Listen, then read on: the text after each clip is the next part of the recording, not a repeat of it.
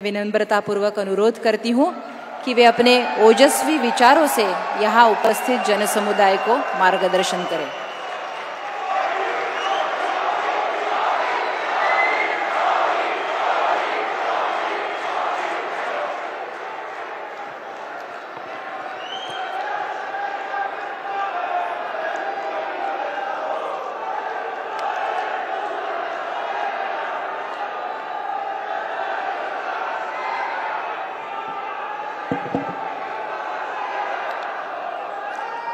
छत्रपति शिवाजी महाराज, महात्मा ज्योतिबा फुले, सावित्रीबाई फुले, महर्षी कर्वे यांच्यासह अशा अनेक प्रतिभाशाली साहित्यिक, कलाकार, समाजसेवक यांच्या वास्तव्याने पावन झालेल्या पुण्यनगरीतील माझ्या बंधू भगिनींना नमस्कार।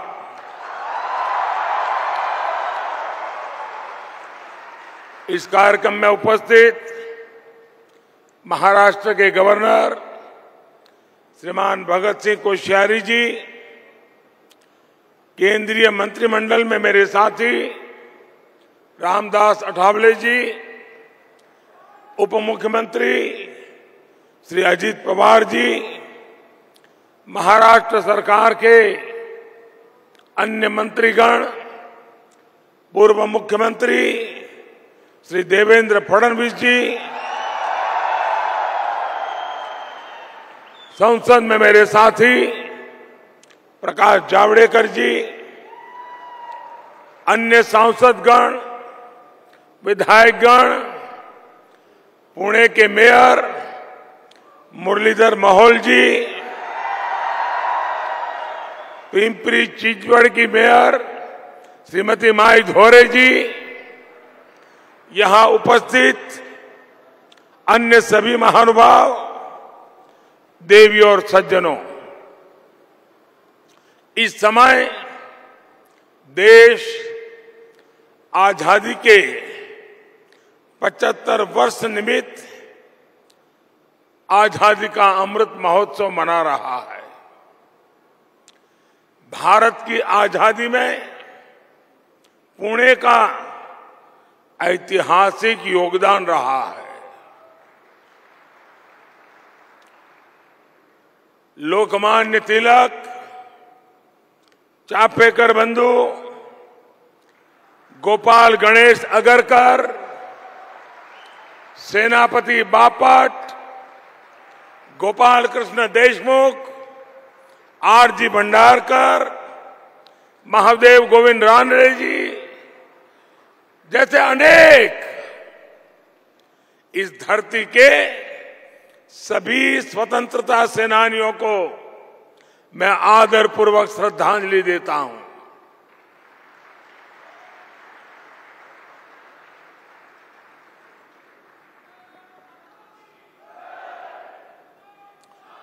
आज महाराष्ट्र के विकास के लिए समर्पित रहे रामभाऊ मार्गी जी की पुण्यतिथि भी है। मैं आज बाबा साहब पुरंदरे जी को भी आदरपूर्वक याद कर रहा हूं। कुछ देर पहले ही मुझे छत्रपति शिवाजी महाराज की भव्य प्रतिमा का लोकार्पण करने का सौभाग्य मिला है।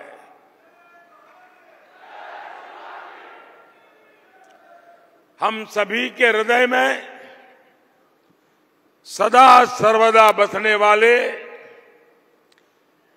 छत्रपति शिवाजी महाराज की ये प्रतिमा युवा पीढ़ी में, आने वाली पीढ़ियों में राष्ट्र भक्ति की प्रेरणा जगाएगी। आज पुणे के विकास से जुड़े अनेक अन्य प्रकल्पों का उद्घाटन और शिलान्यास भी हुआ है। ये मेरा सौभाग्य है कि पुणे मेट्रो के शिलान्यास के लिए आपने मुझे बुलाया था और अब लोकार्पण का भी आपने मुझे अवसर दिया है।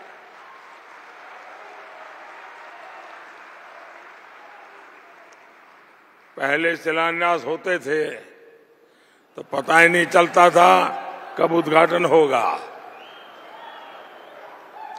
साथियों, ये घटना इसलिए महत्वपूर्ण है कि इसमें ये संदेश भी है कि समय पर योजनाओं का पूरा किया जा सकता है।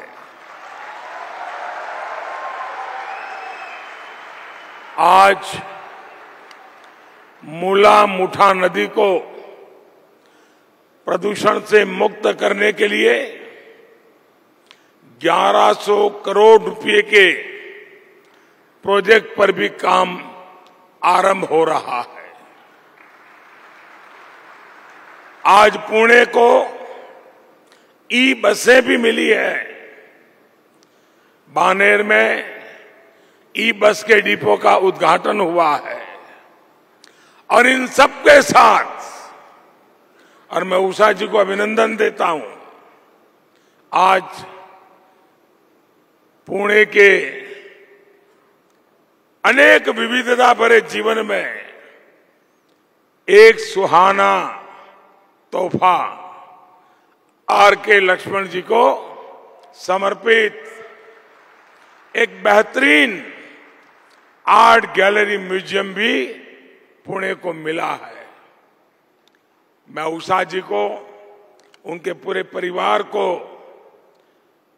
क्योंकि मैं लगातार उनके संपर्क में रहा हूं, उनका उत्सव, एक मन में लगन और काम को पूरा करने के लिए दिन रात जुटे रहना, मैं वाकई पूरे परिवार का, उषा जी का अभिनंदन करता हूं। इन सभी सेवा कार्यों के लिए मैं आज पुणे वासियों को बहुत बहुत बधाई देता हूं और साथ साथ हमारे दोनों मेयर साहिबान को, उनकी टीम को तेज गति से विकास के अनेक काम करने के लिए भी बहुत बहुत बधाई देता हूं। भाई और बहनों, पुणे अपनी सांस्कृतिक, आध्यात्मिक और राष्ट्रभक्ति की चेतना के लिए मशहूर रहा है और साथ ही पुणे ने education, research and development, IT और ऑटोमोबाइल के क्षेत्र में भी अपनी पहचान निरंतर मजबूत की है। ऐसे में आधुनिक सुविधाएं पुणे के लोगों की जरूरत है और हमारी सरकार पुणे वासियों की इसी आवश्यकता को ध्यान में रखते हुए अनेक मोर्चों पर काम कर रही है। अभी थोड़ी देर पहले मैंने गरवारे में आनंद नगर तक पुणे मेट्रो में सफर किया है। ये मेट्रो पुणे में मोबिलिटी को आसान करेगी, प्रदूषण और जाम से राहत देगी, पुणे के लोगों की ईज ऑफ लिविंग बढ़ाएगी। 5-6 साल पहले हमारे देवेंद्र जी जब यहां मुख्यमंत्री थे तो इस प्रोजेक्ट को लेकर वो लगातार दिल्ली आते रहते थे। बड़े उमंग और उत्साह के साथ वो इस प्रोजेक्ट के पीछे लगे रहते थे। मैं उनके प्रयत्नों का भी अभिनंदन करता हूं। साथियों, कोरोना महामारी के बीच भी ये सेक्शन आज सेवा के लिए तैयार हुआ है।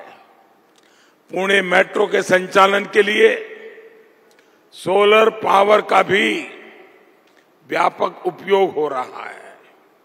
इससे हर साल लगभग 25,000 टन कार्बन डाइऑक्साइड का एमिशन रुकेगा। मैं इस प्रोजेक्ट से जुड़े सभी लोगों का, खास करके सभी श्रमिकों का हृदय से आभार व्यक्त करता हूं। आपका ये योगदान पुणे के प्रोफेशनल्स, यहां के स्टूडेंट्स, यहां के सामान्य मानवी को बहुत मदद करेगा। साथियों, हमारे देश में कितनी तेजी से शहरीकरण हो रहा है, इससे आप सभी भली भांति परिचित है। माना जाता है कि साल 2030 तक हमारी जनसंख्या, शहरी जनसंख्या 60 करोड़ को पार कर जाएगी। शहरों की बढ़ती हुई आबादी अपने साथ अनेक अवसर लेकर के आती है, लेकिन साथ साथ चुनौतियां भी होती है। शहरों में एक निश्चित सीमा में ही फ्लाईओवर बन सकते हैं। जनसंख्या बढ़ती जाए, कितने फ्लाईओवर बनाएंगे, कहां कहां बनाएंगे, कितनी सड़कें चौड़ी करेंगे, कहां कहां करेंगे। ऐसे में हमारे पास विकल्प एक ही है, मास ट्रांसपोर्टेशन। मास ट्रांसपोर्टेशन की व्यवस्थाओं का ज्यादा से ज्यादा निर्माण। इसलिए आज हमारी सरकार मास ट्रांसपोर्टेशन के साधनों और विशेषकर मेट्रो कनेक्टिविटी पर खास ध्यान दे रही है। 2014 तक देश के सिर्फ दिल्ली एनसीआर में ही मेट्रो का एक व्यापक विस्तार हुआ था। बाकी इक्का दुक्का शहरों में मेट्रो पहुंचनी शुरू हुई थी।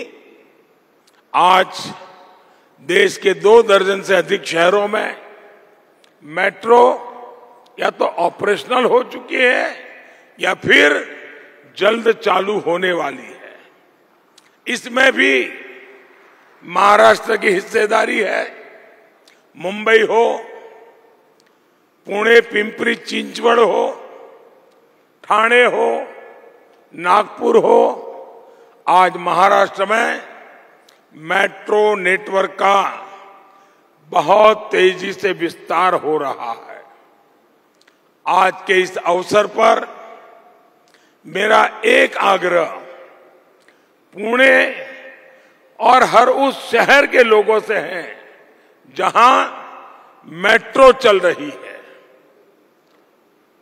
मैं प्रबुद्ध नागरिकों से विशेष आग्रह करूंगा, समाज में जो बड़े लोग कहे जाते हैं उनसे मैं विशेष आग्रह करूंगा कि हम कितने ही बड़े क्यों ना हुए हो, मेट्रो में यात्रा की आदत समाज के हर वर्ग को डालनी चाहिए। आप जितना ज्यादा मेट्रो में चलेंगे उतना ही अपने शहर की मदद करेंगे।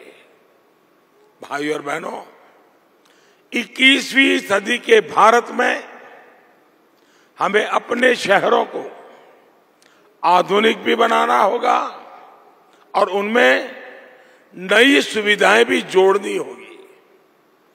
भविष्य के भारत के शहर को ध्यान में रखते हुए हमारी सरकार अनेकों परियोजनाओं पर एक साथ काम कर रही है। हमारी सरकार का प्रयास है कि हर शहर में ज्यादा से ज्यादा ग्रीन ट्रांसपोर्ट हो, इलेक्ट्रिक बसों हो, इलेक्ट्रिक कारें हो, इलेक्ट्रिक दोपहिया वाहन हो, हर शहर में स्मार्ट मोबिलिटी हो, लोग ट्रांसपोर्ट सुविधाओं के लिए एक ही कार्ड का इस्तेमाल करें, हर शहर में सुविधा को स्मार्ट बनाने वाले integrated command and control centre हो, हर शहर में सर्कुलर इकोनॉमी को मजबूत बनाने वाला आधुनिक वेस्ट मैनेजमेंट सिस्टम हो, हर शहर को वाटर प्लस बनाने वाले पर्याप्त आधुनिक सीवेज ट्रीटमेंट प्लांट हो, जल स्रोतों के संरक्षण का बेहतर इंतजाम हो, हर शहर में वेस्ट टू वेल्थ क्रिएट करने वाले गोवर्धन प्लांट हो, बायोगैस प्लांट हो, हर शहर एनर्जी एफिशिएंसी पर जोर दें, हर शहर की स्ट्रीट लाइटें स्मार्ट एलईडी बल्ब से जगमगाए। इस विजन को लेकर हम आगे बढ़ रहे हैं। शहरों में पेयजल और ड्रेनेज की स्थिति को सुधारने के लिए हम अमृत मिशन को लेकर के अनेक विध इनिशिएटिव लेकर के चल रहे हैं। हमने रेरा जैसा कानून बनाया ताकि जो मध्यम वर्ग के परिवार कभी इस कानून के अभाव में परेशान होते थे, पैसे देते थे, सालों निकल जाते थे, मकान नहीं मिलता था, उन सारी समस्याओं का समाधान जो कागज पे बताया जाता था वो मकान नहीं होता था, बहुत सारी अव्यवस्थाएं होती थी। एक प्रकार से हमारा मध्यम वर्गीय परिवार जो जिंदगी की बहुत बड़ी पूंजी से अपना एक घर बनाना चाहता है, वो घर बनने से पहले ही अपने साथ चीटिंग हुआ महसूस करता है।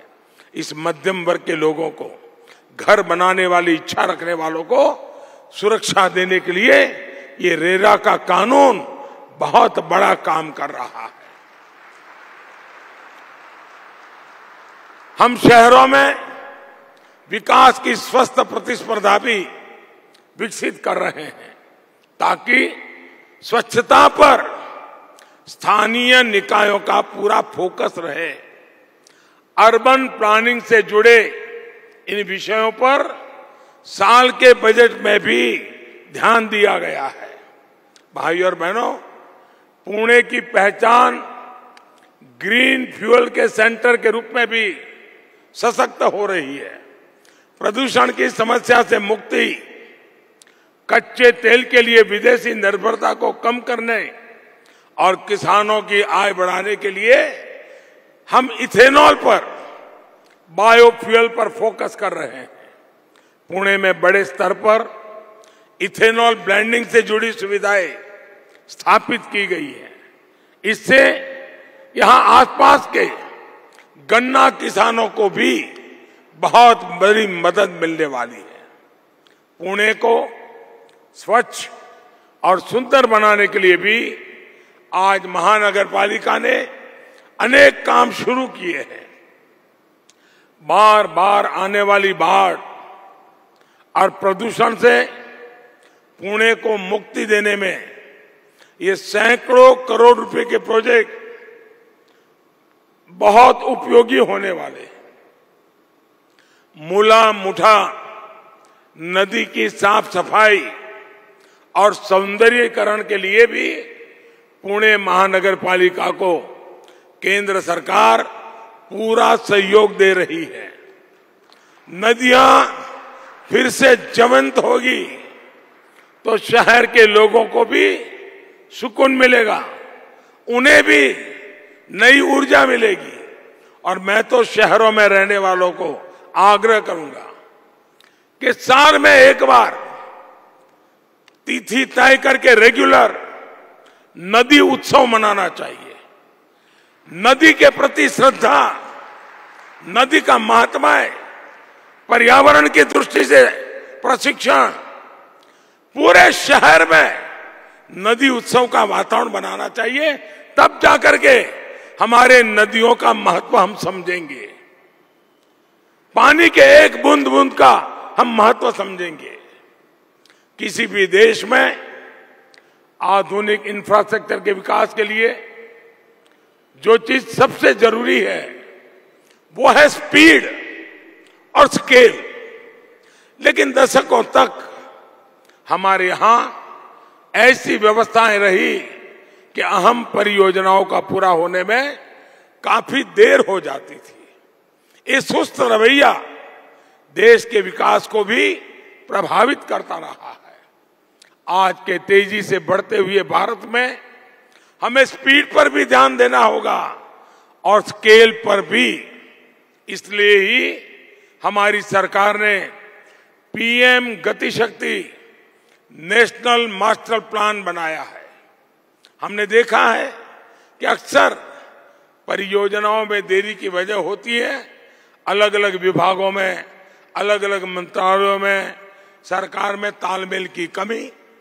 इस वजह से होता यह है कि जब वर्षों के बाद कोई परियोजना पूरी होती है तो वो आउटडेटेड हो जाती है, उसकी प्रासंगिकता ही खत्म हो जाती है।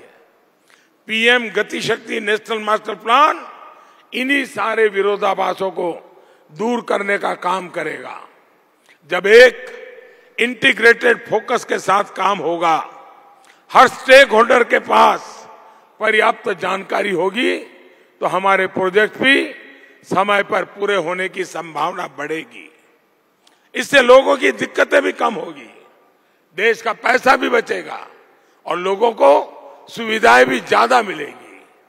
भाई और बहनों, मुझे इस बात का भी संतोष है कि आधुनिकता के साथ साथ पुणे की पौराणिकता, महाराष्ट्र के गौरव को भी अर्बन प्लानिंग में उतना ही स्थान दिया जा रहा है। ये भूमि संत ज्ञानेश्वर और संत तुकाराम जैसे प्रेरक संतों की रही है। कुछ महीने पहले ही श्री संत ज्ञानेश्वर महाराज पालकी मार्ग और संत तुकाराम महाराज पालकी मार्ग का शिलान्यास करने का सौभाग्य मुझे मिला है। अपने इतिहास पर गर्व करते हुए आधुनिकता की विकास यात्रा यूं ही सतत चलती रहे, इसी कामना के साथ पुणे के सभी नागरिकों को फिर से बहुत बहुत बधाई, बहुत बहुत धन्यवाद।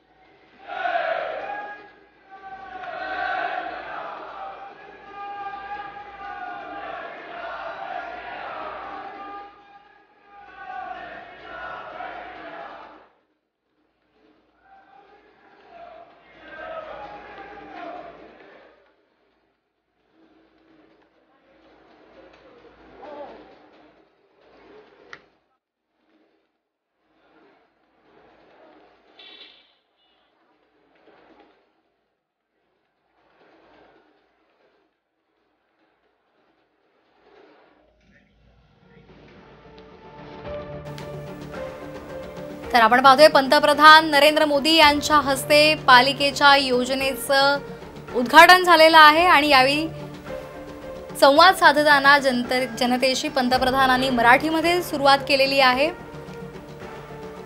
पंतप्रधान नरेंद्र मोदी हे पुण्याच्या दौऱ्यावर आहेत। त्यांनी पुणेकरांशी मराठीतून संवादाला सुरुवात केलेली आहे। स्वातंत्र्य लढ्यामध्ये पुण्याचं मोठं योगदान असल्याचं पंतप्रधानांनी म्हटलेलं आहे।